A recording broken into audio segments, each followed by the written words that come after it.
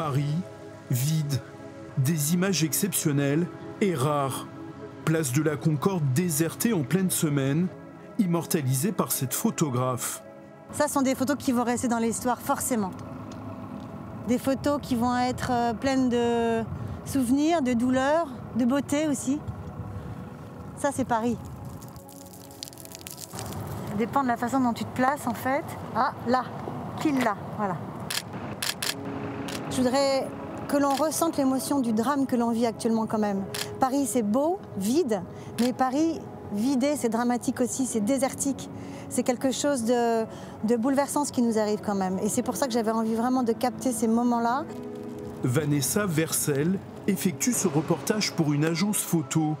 Elle se déplace dans les lieux emblématiques de la capitale pour saisir l'instant, l'ambiance d'une ville habituellement frénétique, désormais à l'arrêt. De retour chez elle, séance de retouche photo.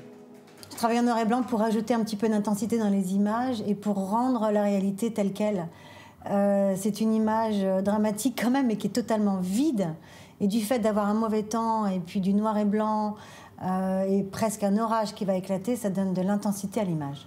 Et toujours la même émotion, voir sa ville, Paris, bouleversée. Il se passe des choses tellement incroyables. Tu vois, regarde ici, là. Pareil, le ciel, il est ombragé, il n'y a personne, on a l'impression d'une fin du monde, quoi. C'est impressionnant. Et parfois des rencontres, des photos qui resteront dans l'histoire. Pour moi, cette image, ça représente Paris surveillé.